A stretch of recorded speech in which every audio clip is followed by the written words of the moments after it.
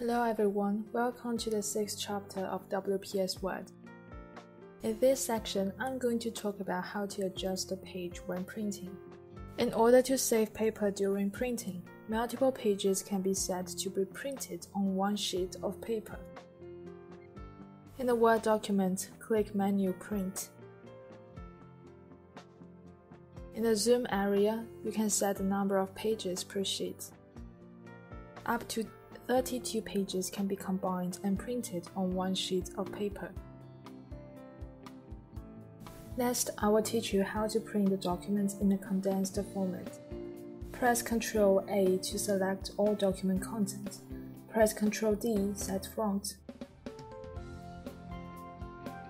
Set the font size to 8 and the character spacing to 0.01. Right-click and set the line spacing to exactly and the value to 0 in paragraph.